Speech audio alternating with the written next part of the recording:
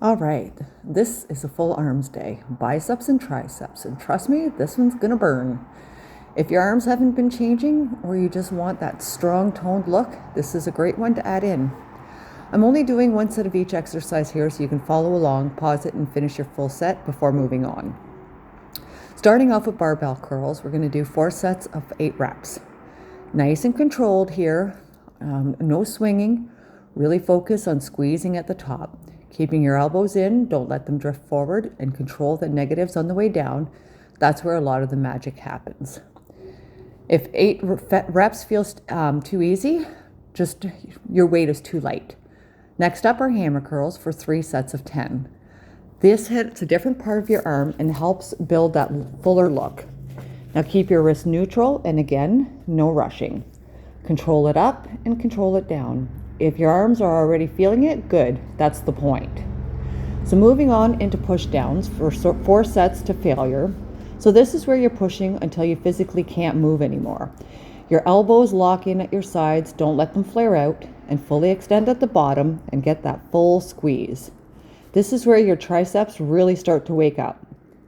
You don't want to have that old lady skin at the back of your arms, so this is a really important one. As well as these next ones coming up are the skull crushers. So just keep going here till we get the full set in. And then, like I said, we're moving on to skull crushers for 3 sets of 10. And you can either use a long bar or use the barbell or the dumbbells, sorry. But you want to control here is everything. You don't rush these. I find using the dumbbells, I feel them more, but it's up to you what you want to use. So you bring the weights down slowly and press them back up with intention. You should feel this deep into the triceps, so the back of your arm. If you're swinging or losing control, drop the weight a little bit because you don't want to go too heavy. You want to make sure that these are really, really nice and controlled. And like I said, you should be feeling them right in the back of your arms. Nice and slow, okay? Then we're moving on to dips. Dips for 4 sets to failure. These are tough, especially after everything else we just did. That's why I'm using the banded weight, just to kind of help me a little bit. But like I said, if your body weight is too much, you can modify like I'm doing here. If it's too easy, you can add weight. So totally up to you, but go until you physically can't push yourself back up. And this is where the growth happens. All right, just keep going. So we're not done yet. This is the finishers. So you do 3 rounds of 1 minute each, no excuses, one right after the other. You start with planks. Try not to get a dog butt in your face. So a minute of planks where your core's tight and you don't let your hips drop, and you want to keep your butt down but not too far down. You breathe through it, and this is where the mental strength kicks in. And this is a hard one because a full minute after everything else, you're holding your core tight. This can be really, really difficult, okay?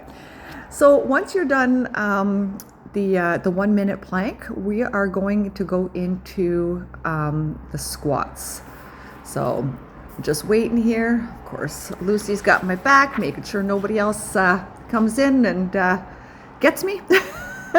Love my little dogs. They're so cute. They sometimes she'll jump on my back or whatever and try to help with the workout. So next from here, we're going on to squats. So we're straight into squats for a full minute. You want to keep moving, even if you have to slow it down. Your chest up and you push through your heels. And then you just keep going, right? For a full minute of push-ups. If you have to go slower, go slower. If you're feeling it good, you can even put a couple of jumps in there. It's totally up to you and how you're feeling. If you're new to this, like I said, go slow and just keep going. You got this. Modify it if you need to, but don't quit, like I said. So just kind of keep going for a full minute. So after this, we are going to go into a push-ups for a minute. So I've tried these different ways. I've done it where I've done my squats, then push-ups, then planks, or squats, planks, push-ups. I find personally, for me, I find that the squats in the middle is actually a little better, but sometimes you don't like that up and down, up and, a back up and down type thing. So do them whatever order you like, whichever is easiest for you. So here you're going to go through the push-ups for a full minute. Modify it if you need to, go down on your knees if you need to, but don't quit. Just keep going. So that's where most people stop, but you're not most people, and that's it.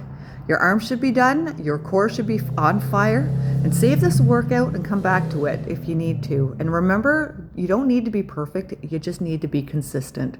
So slow and steady wins the race. Just keep going, keep pushing.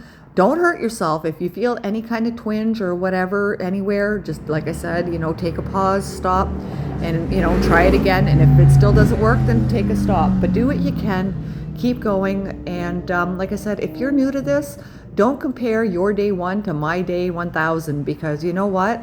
I've been doing this for a long time, off and on. But the thing is just to keep going and